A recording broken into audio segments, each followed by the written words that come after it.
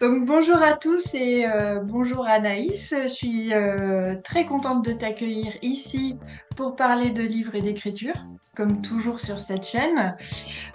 Donc tu es experte en marketing responsable, tu es animatrice du podcast Slow Marketing et depuis peu autrice du livre du même nom. Donc on va parler de ça aujourd'hui. Mais je vais d'abord te laisser te présenter, et puis si tu peux dire également quelques mots sur ce que tu entends par slow marketing. Oui, bien sûr. Merci Laetitia déjà pour l'accueil sur ta chaîne. Donc moi, c'est Anaïs Baumgarten. Je fais du marketing depuis plus d'une dizaine d'années.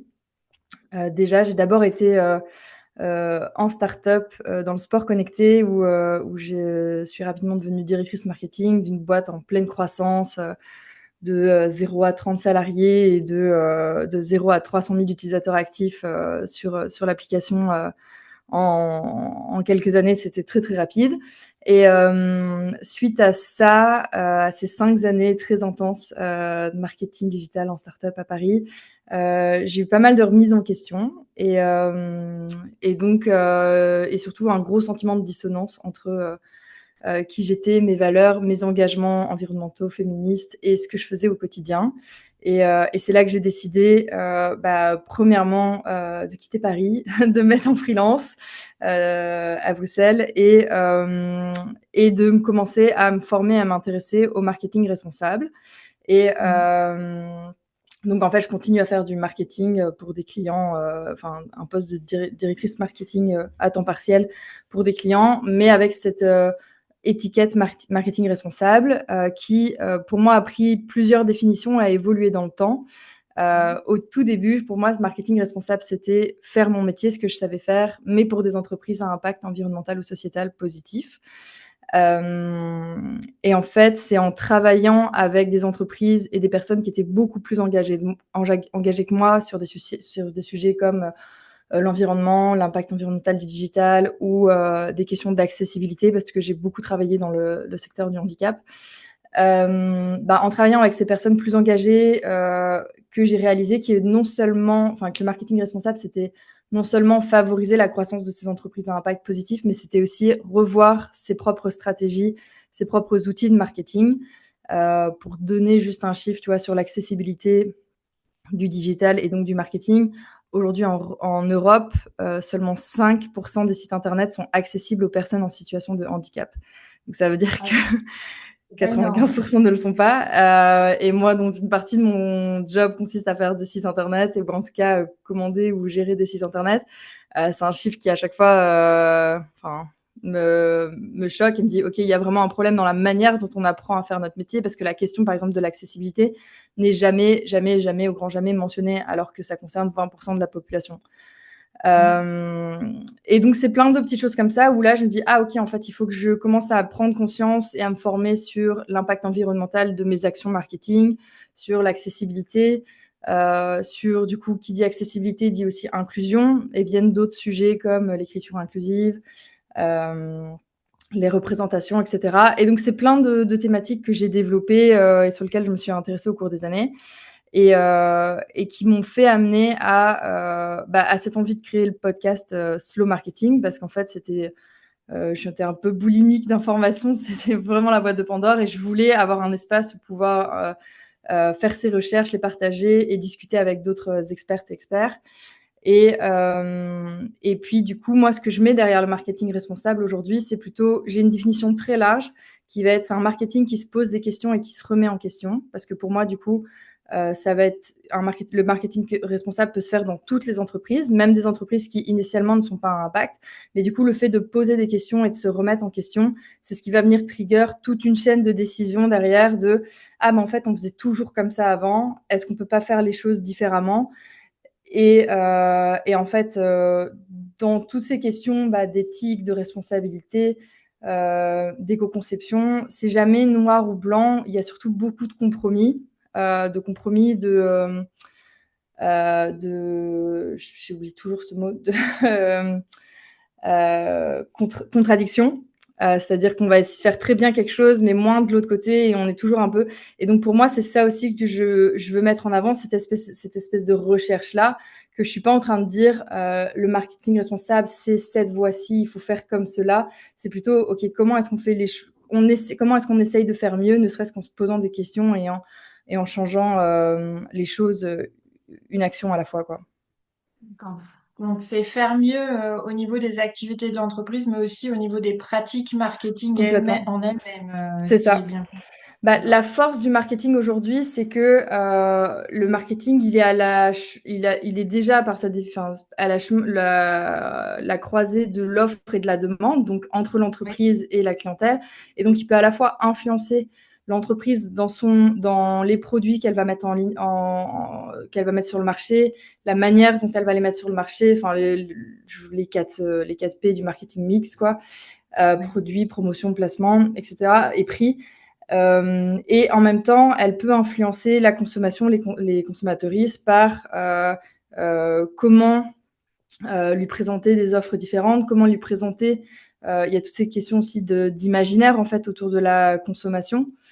Aujourd'hui, on est dans un monde où on a l'impression que où on nous a donné l'impression et que notre valeur personnelle est liée aux marques que l'on porte, à ce qu'on Mm. consomme, etc. Et comment est-ce qu'on ressort de cet univers-là? En fait, le marketing, il a non seulement sa responsabilité, mais aussi un pouvoir énorme là-dessus sur comment rendre la transition sexy, intéressante, quoi. Enfin, c'est aussi, moi, c'était des questions enfin, l'environnement, par exemple, ou féminisme, c'est des causes sur lequel j'ai adhéré directement. Et j'étais là, bah, c'est évident, il faut faire ça. Et en fait, je me suis rendu compte que c'était pas évident pour tout le monde. Et c'est là où cette question m'est venue. Bah, le féminisme, pour moi, il a un gros problème de marketing aujourd'hui parce que devrait pas y avoir de gens qui estiment que les féministes sont woke et que c'est des dégénérés. Non, en fait, on veut juste l'égalité. Enfin, il n'y a pas c'est juste la base, en fait, de traiter tous les êtres humains de la même manière et avec respect. Mais Mm. donc voilà, et pour moi, c'est OK. En fait, c'est un problème on vend mal les idées. C'est ce qui fait on n'arrive pas à les faire autant croître dans la société, quoi. D'accord, ouais. Ben, je t'avoue que ce sont des thèmes qui m'intéressent aussi. Enfin, moi, je suis beaucoup dans le marketing digital pour le coup, donc évidemment, ce sont des thèmes qui m'intéressent. C'est d'ailleurs comme ça que je t'ai trouvé sur LinkedIn et que j'ai pris contact avec toi. Aussi parce que donc j'ai vu que tu avais synthétisé un petit peu tout ça dans un livre Ouais. qui s'appelle donc Slow Marketing, qui doit sortir là au mois de septembre. Donc est-ce que tu pourrais me dire pourquoi tu voulais écrire ce livre à la Euh, base? Ouais, parce que déjà, moi, j'en lis beaucoup. Je suis Oui, une grande lectrice, que ça soit bah, de livres professionnels sur le marketing, comme de romans ou quoi que ce soit. Et je trouve qu'il y a un temps de réflexion et d'imprégnation des idées dans le livre qu'on n'a oui, pas dans les autres formats, que ce soit le podcast ou j'ai aussi une newsletter ou les posts LinkedIn que je fais. Donc c'est pas le même. Enfin pour moi c'est pas c'est pas le même, c'est pas la même chose. Et je trouvais que bah après 2 ans de podcast, tu vois, c'était un peu le next step qui venait de, bah, en fait, genre, j'ai envie de concrétiser ces idées, toutes ces actions, parce que du coup, le livre s'appelle Slow Marketing et le sous-titre, c'est 50 actions éthiques, soutenables et engagées. Parce qu'en fait, c'est un peu devenu un leitmotiv dans le podcast. À chaque fois, à tous mes invités, j'essaye de résumer l'interview, leur expertise en une action qu'on peut mettre en place dès maintenant. Parce que c'est aussi un truc qui me tient fort à cœur, c'est de dire, OK, c'est bien beau, toutes ces paroles, mais maintenant, comment est-ce qu'on agit? Et c'est quoi la première action que je peux faire très facilement mm, demain qui va mettre le premier, qui va faire le premier pas, quoi. Et donc, il y avait cette envie de réunir toutes ces actions-là. Le constat aussi que les livres marketing responsables qui existent aujourd'hui sont tous très, très, très théoriques, très mm. universitaires, très scolaires, très intéressants, mais pas assez actionnables selon moi. Et donc, je voulais vraiment créer un guide pratique euh, concret sur le marketing responsable et puis aussi aller un peu plus loin dans les engagements, parce que c'est aussi un truc que je vois souvent, c'est cette peur de dire un peu des grands mots comme féminisme, comme décroissance, alors qu'en fait, c'est la clé de ce qu'on veut, si on veut passer à la suite. Enfin, si on veut pouvoir continuer à vivre confortablement et bien tous et tout ensemble dans cette société dans quelques années. Et jusqu'ici, je trouvais que les bouquins de marketing responsable, c'était très, très, très fermé juste à cette question de responsabilité écologique qui est super importante aussi. Mais en fait, si on ne vient pas aller chercher la question de la décroissance, on ne vient pas résoudre le problème parce qu'in fine, continuer à faire du marketing, même si on en réduit l'impact, mais avec un spectre de croissance infinie, ça ne viendra pas résoudre le problème parce que la planète a des ressources limitées. Et en fait, si on ne vient pas aussi chercher de la diversité dans les représentations, dans le langage, et la recherche d'égalité de toutes les diversités, toutes les minorités dans les représentations, bah, en fait, on ne vient pas non plus amener une société plus juste, dont on a besoin aussi pour avoir une société qui tienne la route encore quelques années, quoi. Ouais, donc si je comprends bien, c'était en fait le livre, c'était l'envie enfin, de synthétiser un message fort issu de toutes les recherches Mhm. et tous les podcasts, les livres que tu avais pu lire, etc. Ton message à toi, ta Ouais, conviction personnelle, et aussi en fil rouge, si j'ai bien compris, le fait d'arriver à quelque chose de concret, de passer ouais. du théorique aux actions concrètes, à la pratique Mm. dans la vie de tous les jours, professionnelle ou autre. Ouais, puis j'ai envie de rebondir parce que c'est synthétisé, mais en même temps, pour moi, ça a été l'occasion de pouvoir me poser et d'approfondir ces sujets-là, si Enfin, tu bien. veux, parce que Ouais. le podcast, c'est quelque chose que je fais à côté de mon activité de freelance où j'accompagne mes clients au day-to-day. Et du coup, ce livre, ça a été aussi une parenthèse où j'ai pu me concentrer dans des sujets Ouais. où j'avais ces bribes de ah, j'ai l'intuition que, et où j'ai pu du coup aller plus loin dans des recherches, tu vois, par exemple, quand je te parle d'accessibilité du marketing, je le savais que le marketing n'était pas accessible. Maintenant, j'ai pu vraiment passer du temps et faire des recherches sur un réel état des lieux du manque d'accessibilité dans le marketing et réunir toutes les recherches existantes aujourd'hui dans le monde sur le sujet. Et ça, c'était quelque chose qu'au quotidien, j'avais pas le temps parce que j'ai aucun client qui va jamais me le demander. Même si mes clients étaient on board sur OK, on veut faire du marketing accessible, mais personne va te dire ah Anaïs, cool, je vais te payer à faire une étude sur l'état des lieux du marketing. Enfin, sauf si c'est Oui, leur en sujet, mais effet, c'est ouais. pas le cas, tu vois. Donc, Mm. donc moi, ça m'a aussi donné l'espace de faire ces recherches-là que j'avais vraiment envie de faire. Ouais. Ouais, synthétiser, en effet, c'est pas forcément le bon mot. Je dirais plus poser une Ouais, réflexion, en fait, prendre mm le -mm. temps. Puis en plus, C'est ça ça, s'inscrit bien dans le slow marketing, puisque le livre, ça s'inscrit dans le temps long, on va dire, exactement. et à l'écriture et à la lecture. Donc, ouais, c'est prendre le temps, poser la réflexion, et puis prendre le temps justement de façonner ton message et de clarifier tes propres convictions, si j'ai bien compris. Ouais. Exactement. Ouais. Alors, si tu veux bien, on passe à la phase d'écriture, enfin au processus d'écriture du livre. Mhm. Donc, euh, alors on dit souvent que écrire c'est pas si facile. Euh, en quoi, euh, en quoi pour toi la phase d'écriture a-t-elle été difficile ou en tout cas, enfin, qu'est-ce que tu as trouvé difficile dans cette phase-là, enfin dans ce projet-là en tout cas? C'est vrai que la phase d'écriture, c'est un peu des montagnes russes. Il va y avoir des moments, plus difficiles à démarrer. Bah, la première page, les premiers mots à écrire, j'étais vraiment, je l'ai procrastiné, assez longtemps. Je savais que j'allais écrire ce livre. J'avais mon éditrice, qui m'avait déjà donné une première deadline de: «OK, je voudrais que tu me fasses un plan détaillé plus l'introduction pour telle date». Et je pense que je me suis mis vraiment à la dernière minute parce que tu avais vraiment ce truc de démarrer. Certains chapitres qui ont été plus difficiles que d'autres aussi à démarrer ou sur certaines parties. Mais là aussi, montagne russe, c'est qu'il y a des moments très difficiles et il y a des moments aussi super faciles où tout est fluide, où c'est vraiment une évidence. Et en fait, je pense que il y a un démarrage un peu lent parce qu'il faut trouver son rythme, trouver son bon format contexte d'écriture. Moi, j'ai mis quelques temps et quelques drafts de rédaction avant de trouver aussi la structure des chapitres, comment je voulais les amener. Et après, une fois que j'avais trouvé ça et que j'avais écrit un chapitre de A à Z, de me dire, OK, bah, cette structure-là, une intro personnelle, un état des lieux qui pose la problématique, des solutions et les passages à l'action, globalement.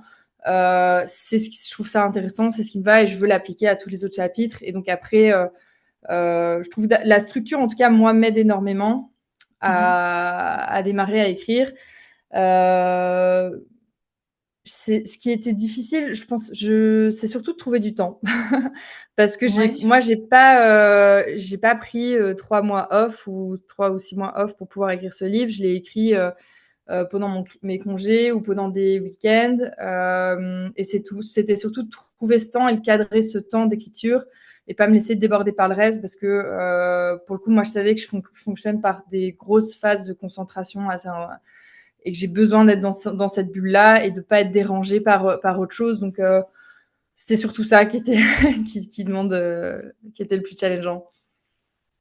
Ouais, donc oui, parce que toi, tu l'as fait sans, enfin, en plus de tes activités, C'est évidemment, ça. comme beaucoup, hein, parce qu'il y a Oui, très peu de personnes qui peuvent se permettre de dire, c'est ben, ça. pendant 3 mois, je coupe tout et j'écris mon livre.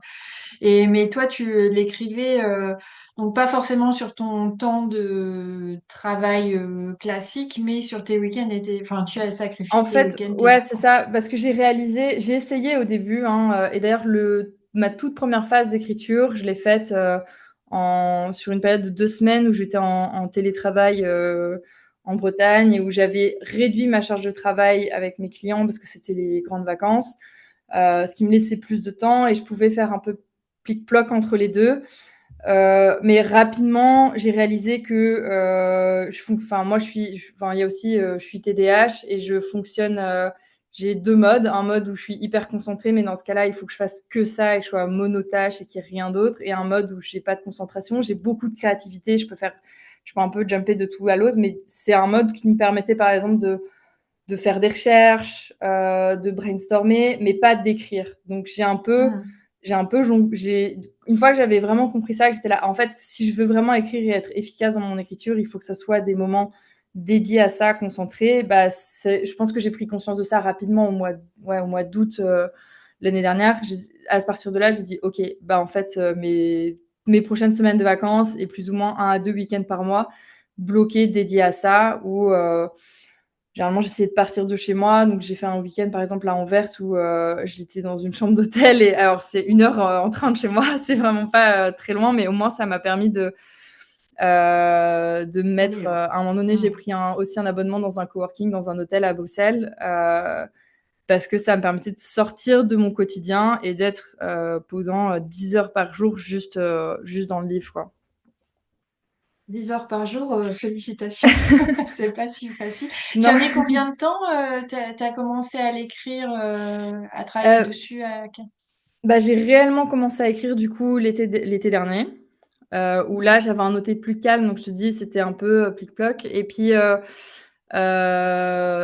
j'ai fait 2 week-ends dédiés à ça en septembre l'année dernière. Donc moi c'était des week-ends de 3 jours, tu vois, où je coupais complètement, je faisais que ça. 2 semaines sur les vacances d'octobre, et puis après à nouveau, je pense 2 ou 3 week-ends jusqu'à la fin d'année, mais 2 semaines de vacances de décembre dédiées à ça, tous Ouais. mes week-ends de janvier. Et ensuite, et là, j'avais fini, pour le coup, là, j'avais fini d'écrire la première version du livre. À ce moment-là, moi, ce que j'avais fait aussi pour mettre une deadline et pour mettre un petit coup de pression pour terminer les derniers chapitres plus difficiles, c'est que j'avais commencé à réunir un comité d'expertes et d'experts qui allaient relire les différents chapitres.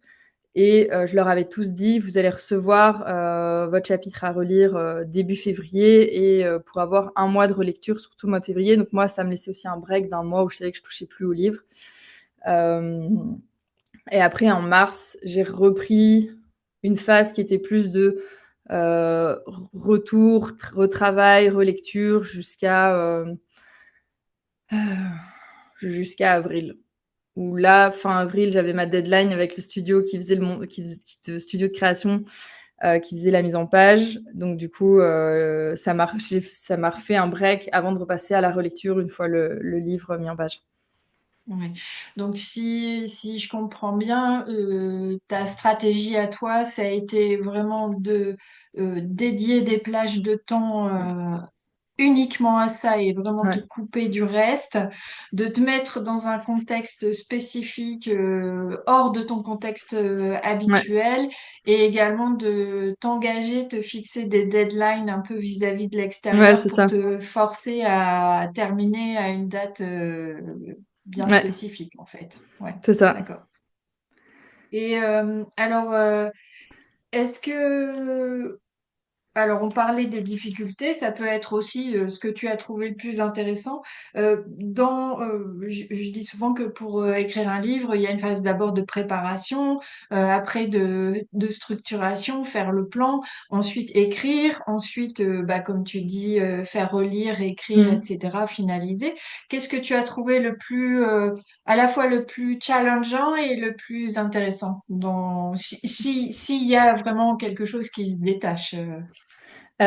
Plus intéressant, moi, c'est sûr, c'était la partie recherche et écriture. J'ai adoré. Enfin, c'était vraiment une phase où je pouvais aller du coup en hyper focus et à creuser des sujets. C'était vraiment hyper stimulant.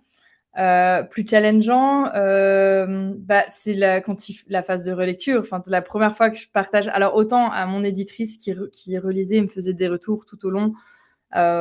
C'était pas stressant parce qu'en soi, on a travaillé main dans la main du début à la fin. Mais la phase où j'ai passé mes chapitres à mon comité d'expertes et d'experts, qui sont, c'est donc 10 personnes, une par chapitre en fait, Mhm. qui sont toutes des personnes qui sont expertes sur les sujets sur chaque chapitre en fait que j'ai écrit.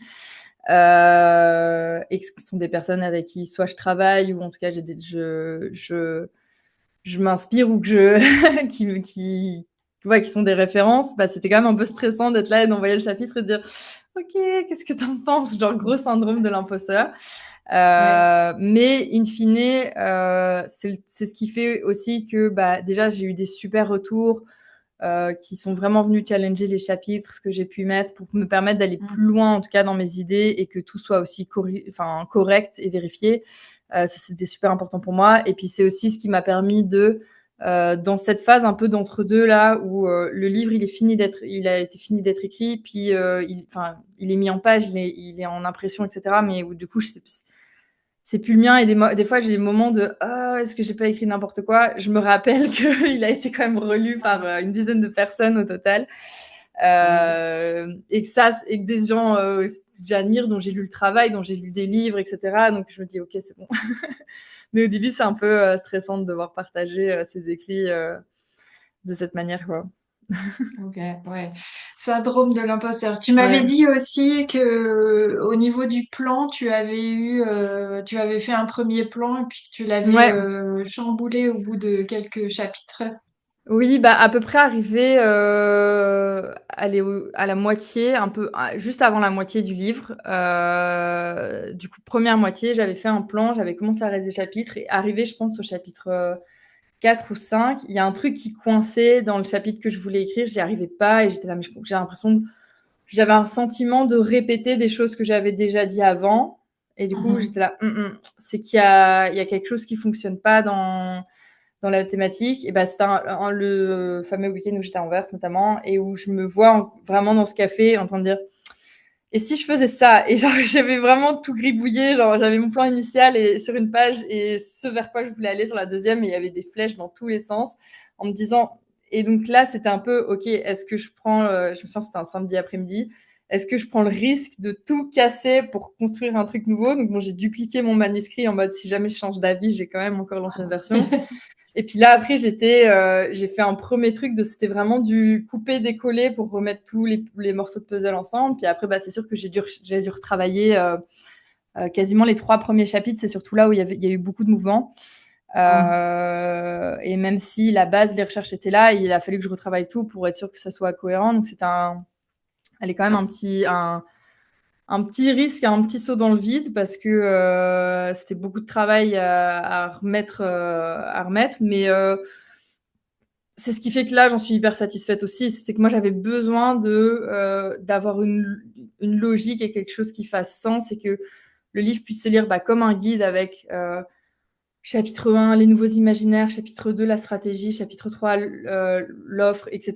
Et puis, mais aussi que tu puisses rentrer dans des chapitres de manière individuelle et que ça reste D'accord, ouais. cohérent. Donc, pour moi, ça, c'était hyper important. Donc, ouais. Mais c'était aussi assez vertigineux d'être là et de dire, OK, ça fait 3 mois que je bosse sur ce plan et je vais juste recommencer. Tout n'était pas jeté, mais Moi, c'était ce quand que même je, un bon virage, quoi.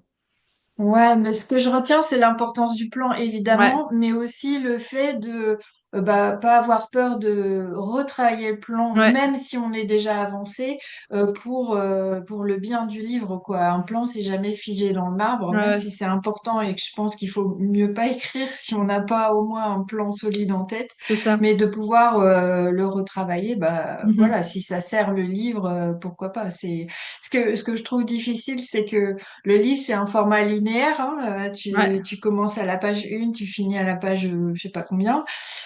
Tu lis de gauche à droite, de haut en bas, a priori. Et tu dois caser ta pensée qui, elle, part dans tous ouais, les sens sur un format qui est linéaire, ce qui est ouais, pas ouais. toujours facile. Ouais. Mais ça, alors, parce que moi, je sais que du coup, je fonctionne beaucoup en arborescence, donc ça a été aussi un challenge. Et donc, j'ai pas mal de moments où je suis dans le chapitre 1 et je vais te dire, ces sujets-là, on va en rediscuter chapitre 4 et 7, par exemple. Et je trouve que, en tout cas, il y a un très, très chouette travail qui a été fait sur la mise en page par Stepper Studio avec qui j'ai travaillé pour justement garder ce côté quand même didactique, pédagogique et qu'on peut retrouver dans le digital, de faire des liens très facilement, parce que moi, je viens du digital initialement et j'avais besoin que ça soit un format de livre aussi avec des infographies, avec les actions, elles sont présentées comme des cartes.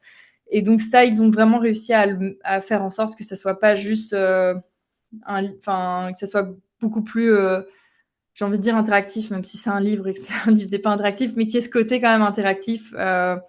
La manière dont j'ai intégré aussi les épisodes de podcast dans les chapitres, parce que c'était aussi important pour moi, beaucoup d'épisodes sont cités, de pouvoir en faire le lien et que si quelqu'un vient de terminer un chapitre ou une partie ou un épisode est cité, de pouvoir lui dire, bah, si tu veux aller plus loin dans cette discussion que j'ai eue avec telle personne, bah, l'épisode il est juste là, il est à portée de QR code, quoi. Clairement. Ouais, ouais, tu as trouvé les moyens de casser un peu, de contourner cette linéarité et puis le côté un peu statique du livre Ouais, pour le relier aussi à plein d'autres choses par ailleurs. Ça c'est top. Et au niveau de tout le processus de l'écriture de ce livre jusqu'à la pré-publication, on va dire, ouais, qu'est-ce qui t'a aidé? Euh, Quels sont les éléments, les personnes qui t'ont aidé? Tu t'as déjà parlé un petit peu de ton comité d'experts ouais. pour la relecture. Ton Euh, éditrice, je suppose. Mon éditrice aussi, Laureline Dargerie, avec qui j'ai vraiment travaillé main dans la main, tout à distance, parce elle est à Paris et moi à Bruxelles, mais qui était comme si elle était à côté de moi, honnêtement. C'est vrai on a réalisé, on se connaît bien, on s'est déjà rencontrés, mais on a réalisé qu'on s'était, enfin, sur tout le process du livre, on s'est pas vu une seule fois. Ouais. Il n'y a pas un présentiel, donc ça, mais je pense que ce qui était important aussi pour moi, c'était ce qui m'a énormément aidé, c'est l'hygiène de vie. Parce que Mhm. écrire, bah, pour pouvoir rester concentré et se faire des grosses journées d'écriture de 10 heures, il faut une hygiène de vie irréprochable. Il faut avoir très très bien dormi. Moi, j'ai besoin de faire du sport tous les jours, donc il faut que j'ai fait du sport. Il faut bien manger. Et il y a que comme ça que enfin, c'est vraiment, j'ai eu un switch à un moment donné, surtout cet hiver, parce que quand j'avais cette deadline de rendre la première version du manuscrit, où j'étais en mode, je peux pas tomber malade, en fait, là, je peux pas avoir Mhm. mon angine classique du mois de janvier où je suis KO pendant une semaine, c'était hors de question. Donc, en fait, c'est là où j'ai vraiment switché en mode, OK, mon hygiène de vie est ma priorité. Je vais peut-être pas être très, très fun sur les prochaines semaines, genre faire des grosses soirées ou prendre l'apéro avec les copains, mais c'était hyper important pour moi de prioriser ça. Et c'est ce qui fait, je pense aussi, que j'ai réussi à tenir toute cette année assez intense, mine de rien, avec l'écriture et toutes les autres étapes derrière du livre, quoi. Ouais. Comme une vraie sportive, en fait, du Oui, coup. en fait, j'ai vraiment. Et d'ailleurs, j'en parle dans le livre à un moment donné. je prends comme exemple le fait que c'est vraiment une préparation physique et mentale qui était hyper essentielle pour pouvoir être capable d'arriver au bout de ce projet qui était hyper challengeant, quoi. Mm. Intellectuellement. On a tendance à tout le temps séparer les deux, mais tout est lié, quoi. Si je veux pouvoir être performante intellectuellement, j'ai besoin d'avoir un corps qui fonctionne, Ouais. qui soit aussi hyper performant, quoi. C'est vrai que ça paraît logique et pourtant Ouais. on l'oublie trop souvent. Et donc qu'est-ce qui t'a manqué? Qu'est-ce que tu ferais différemment si tu devais recommencer aujourd'hui? Euh, je- j'ai envie de dire que je prendrais encore un peu plus de temps pour moi. Histoire de moins arriver enfin, ça reste quand même hyper challengeant, hyper fatigant. Les premières vacances que j'ai vraiment pris de toute cette période, c'était au mois de mai, donc quasiment un an après. Elles sont arrivées un peu tard, quoi. Je pense que j'aurais pu. Euh, Ça, c'est peut-être un peu ça, mais bon, après, non, honnêtement, le reste. Là, avec le recul aussi, je me dis, ah, peut-être d'avoir été plus collaboratif dans la rédaction du livre, même si là, il y a le comité d'experts, mais j'aurais pu faire encore plus de collaboration. Bon, maintenant, c'est fait comme c'est fait et je suis aussi très contente du résultat aujourd'hui. Mais ça, c'est un truc que je me dis, ah, ça aurait pu être chouette aussi. Mais bon, ça aussi demande d'autres challenges dans la collaboration, que tout le monde doit être dispo, etc. Peut-être dans une V2 avec plus de Oui, temps et c'est ce que de j'allais dire. budget aussi, parce que c'est aussi collaboration. Moi, je veux bien, mais je veux être capable de rémunérer les gens qui collaborent au projet. Là, c'était aussi un gros pari parce que je m'auto-édite, que j'ai avancé tous les frais, etc. Donc, et que c'est la première fois que je fais ça aussi de ma vie. Peut-être que si je relance un projet éditorial, je le ferai peut-être, je le ferai différemment, plus collaboratif, mais en ayant en tête maintenant, ok, je sais comment ça fonctionne, je sais ce qu'on peut en ressortir et comment est-ce que je peux correctement rémunérer les personnes qui collaborent à l'écriture en tout cas. Mm. Bah, écoute, en tout cas, moi, ce que je sais, c'est que toutes les personnes que j'ai rencontrées ou que j'ai pu accompagner, toutes celles qui ont écrit leur premier livre et qui sont allées jusqu'au bout, la publication, etc., au bout de quelques temps, elles ont vraiment souvent envie d'écrire le suivant. Donc, bah voilà, tu tiens peut-être un prochain projet, qui sait. Mais est-ce que, donc, ok pour la phase d'écriture, donc je sais que ton lancement arrive, tu as parlé de l'auto-édition. Est-ce que tu peux dire un peu quelques mots sur la manière dont tu as procédé, qui est assez conforme à ton concept de slow marketing Mhm. d'ailleurs, et puis nous parler du pré-lancement pour toutes les personnes qui voudraient bah, découvrir le livre hein, maintenant que tu nous as mis l'eau à la bouche.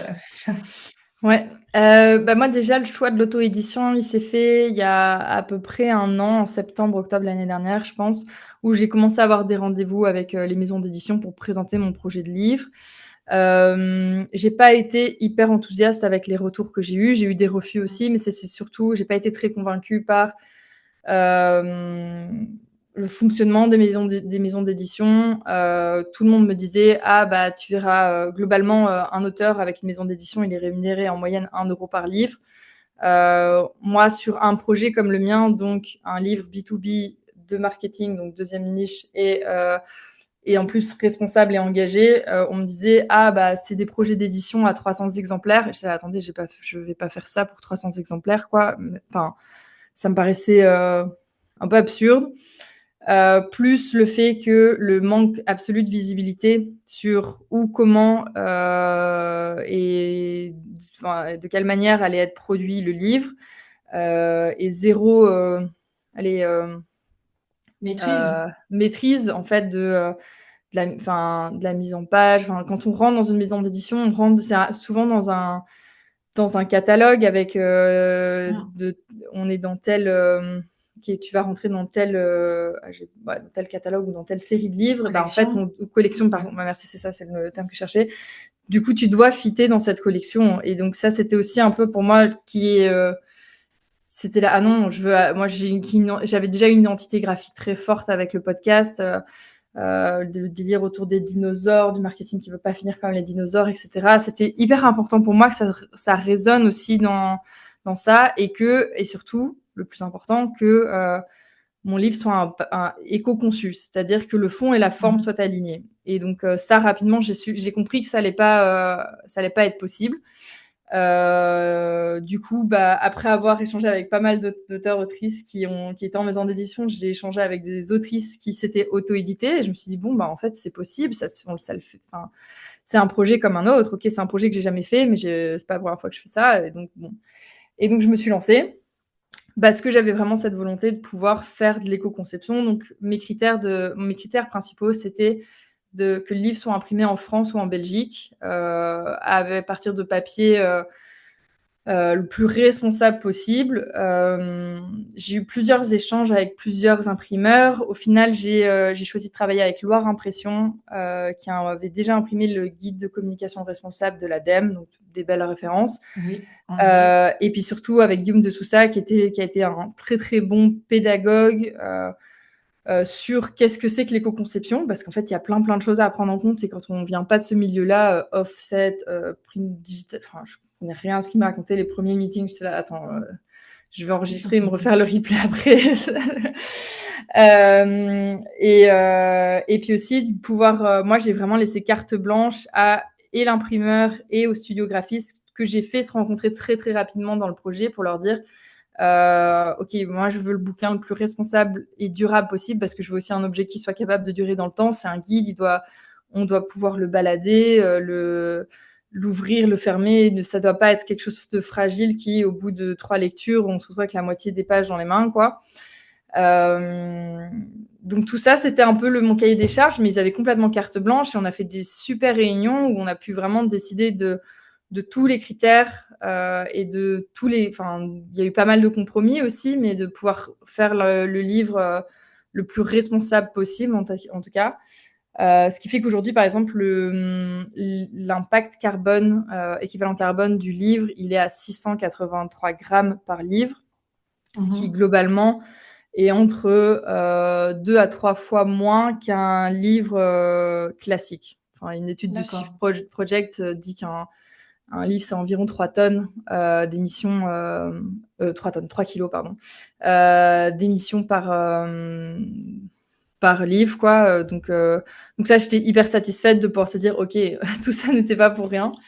Et puis d'avoir un bel objet aussi, quelque chose dont je sois fière, où j'ai cette mise en page justement hyper interactive, didactique, pédagogique, avec les fiches pour les actions, les QR codes pour renvoyer vers le podcast.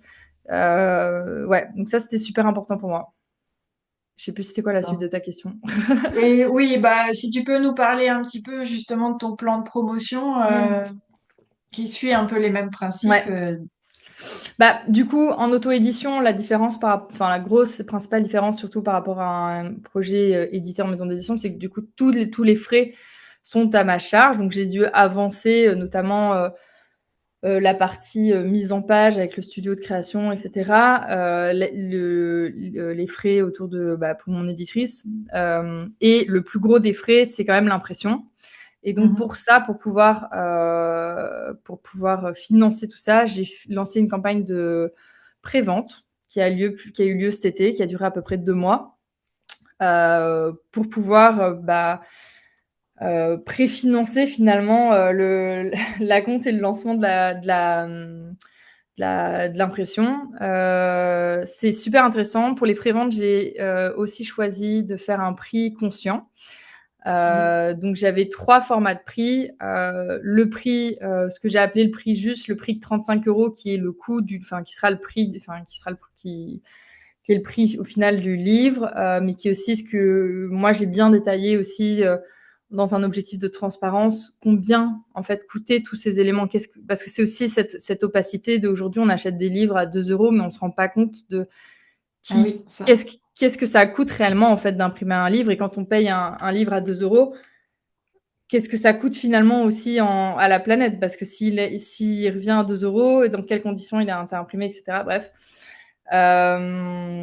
Donc c'était tout ce prix-là, un prix à 25 € en mode pré-vente avec pour les personnes qui voulaient profiter d'un prix plus accessible, et de l'autre côté un prix à 45 € pour les personnes qui voulaient soutenir le projet et qui donnaient accès à à plusieurs bonus exclusifs dans le cadre de ces préventes. Et ce qui est chouette, c'est que j'ai vraiment un mix assez équilibré en fait de personnes à 25 et 45, ce qui fait que je pense que le retour moyen, je pense, doit être plutôt dans les 40 euros. Donc, c'est bien. et ce qui, moi, m'a permis de pouvoir correctement pouvoir lancer les impressions sans non plus pression sur la trésorerie de ma société. Et qui fait que là, demain, je vais pouvoir aussi proposer des prix de groupe pour des écoles, etc. Parce que j'ai pu commander un certain nombre de livres qui fait que je vais pouvoir marger assez pour pouvoir faire des actions que j'aurais pas pu faire si j'étais vraiment tight sur le prix du livre, quoi. Enfin, le coût du livre. Donc, ouais. Donc finalement, tu couvres tes frais jusqu'à présent a priori, mais c'est vrai que euh, ça prend pas en compte tout le travail que tu as fait jusqu'à présent.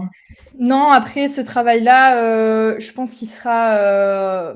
Je l'ai pas fait pour être non plus rémunéré à leur prix, sinon je l'aurais jamais fait. J'aurais jamais écrit de livre, j'aurais juste facturé à des clients du temps de travail. Je pense qu'il sera récupéré plus tard par ce qui va revenir du livre en fait, de Bien notoriété, sûr. de peut-être de Mm. conférences, de formation. Maintenant, ce qui est chouette aussi, c'est de pouvoir me dire, euh,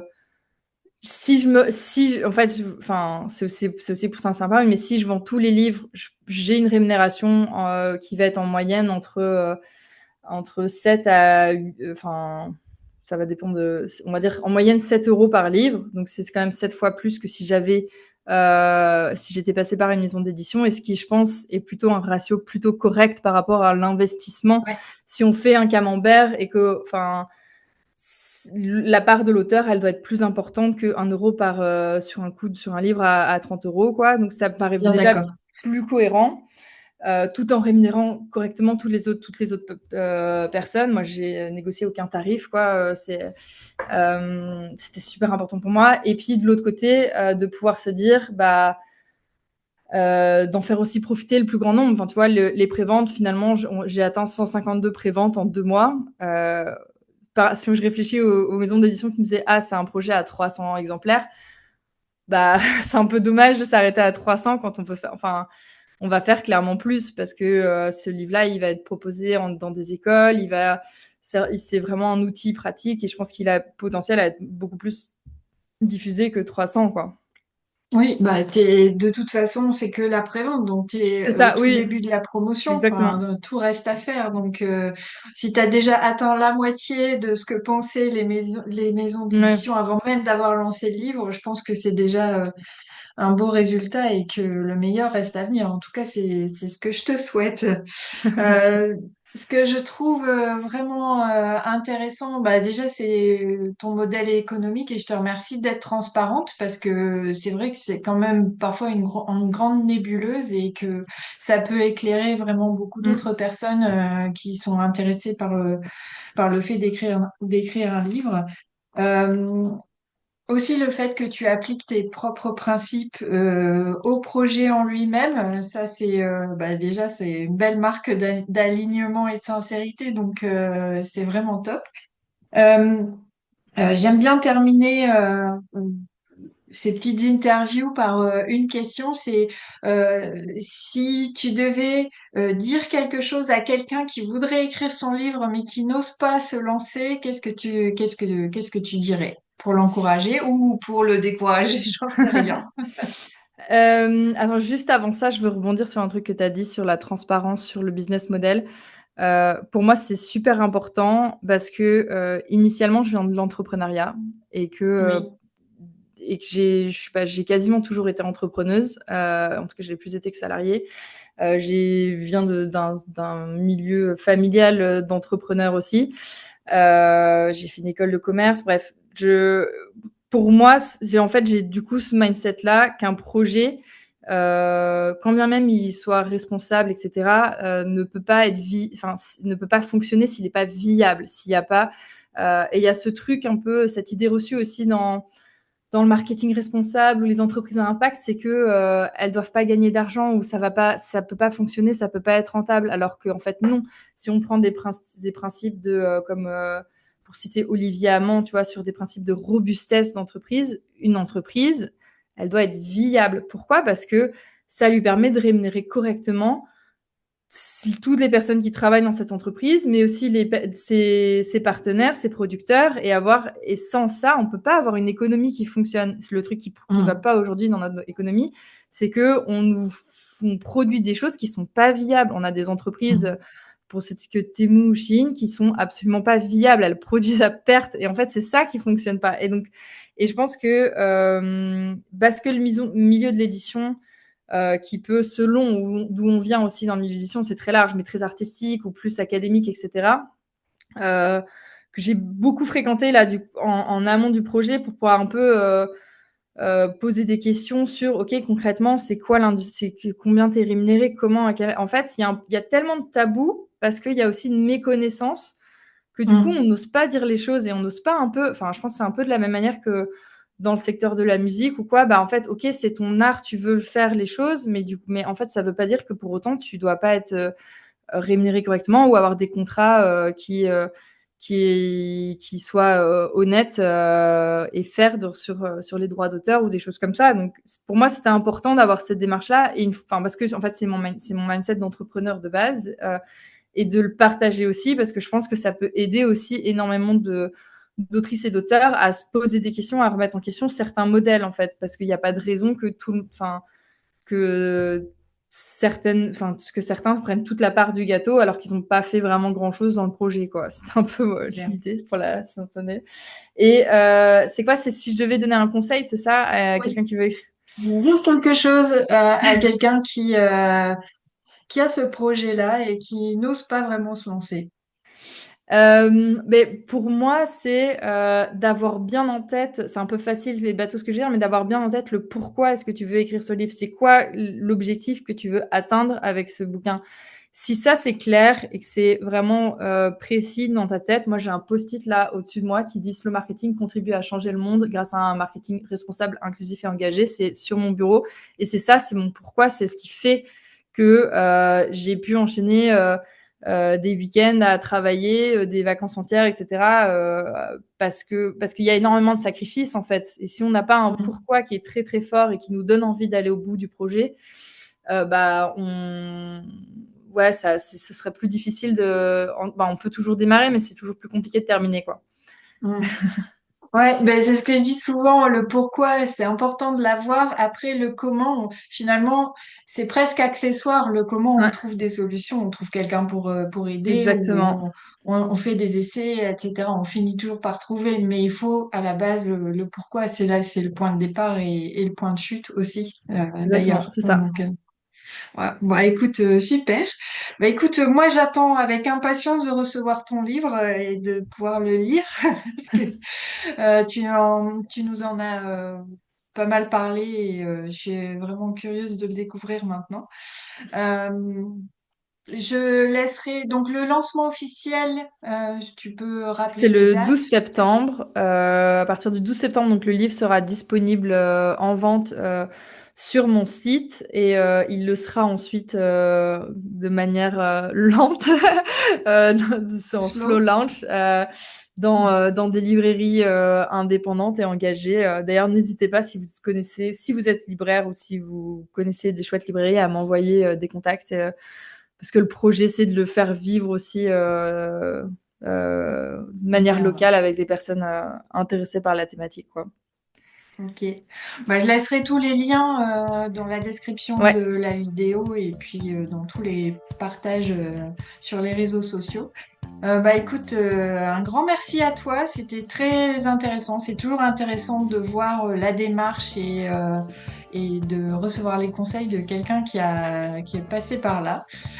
Et puis surtout, bonne chance pour la suite et pour le lancement dans une semaine, hein, c'est ça, ouais. une bonne dizaine de jours, on va dire. 10 jours exactement.